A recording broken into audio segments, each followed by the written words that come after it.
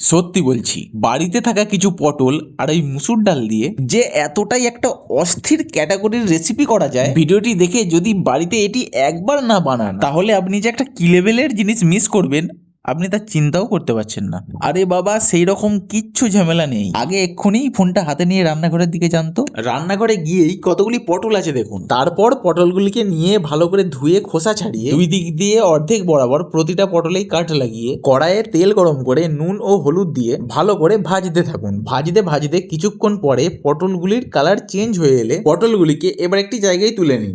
এবার ওই একই তেলে কিংবা প্রয়োজন মনে হলে কড়াই আরেকটু তেল দিয়ে তাতে একটা শুকনো লঙ্কা, তেজপাতা আর একটু গোটা জিরে ফোড়ন দিয়ে দিতে হবে একটা মিডিয়াম সাইজের কুচনো পেঁয়াজ। কিছুক্ষণ নাড়াচাড়া করতে করতে পেঁয়াজটি বাদামি হয়ে এলে এতে এবার অল্প অল্প করে আদা রসুন বাটা দিয়ে কিছুক্ষণ নাড়াচাড়া করে আদা রসুনের কাঁচা গন্ধটি কেটে গেলে দিয়ে দিন টমেটোর টুকরো। এর ওপরে সামান্য নুন আর হলুদ দিয়ে আবারও কিছুক্ষণ নাড়াচাড়া করে দিয়ে দিন 1 চামচ জিরে গুঁড়ো, ধনে গুঁড়ো, ঝাল অনুযায়ী লঙ্কা গুঁড়ো। প্রথমবার হলুদ দিয়েও একটু কম মনে হয়, আমি এখানে মশলা কষার সময় আবার একটু হলুদ গুঁড়ো অ্যাড করে দিলাম। সব ভালো করে মিশিয়ে মশলাটি কষে গিয়ে তেল ছাড়তে আরম্ভ করলে এইবার আর কি চালিয়ে দিন ব্রহ্মাস্ত্র। মোটামুটি প্রায় 100 গ্রামের মতো মুসুর ডালকে ভালো করে ধুয়ে জল ঝরিয়ে এতে দিয়ে মশলাটির সঙ্গে ভালো করে মিশিয়ে নিতে হবে। মশলাটির সঙ্গে ডাল ভালো করে মেশানো হয়ে গেলে এবার সেই আগের ভাজা পটলগুলিকে দিয়ে আবারও সব ভালো করে মিশিয়ে নিয়ে গ্রেভির প্রয়োজন অনুযায়ী জল দিয়ে আবার একটু নাড়াচাড়া করে ফোটার জন্য রেখে দিন। রান্নাটি মোটামুটি ফুটে এলেই ওপর দিয়ে একটু ধনেপাতা কুচি আর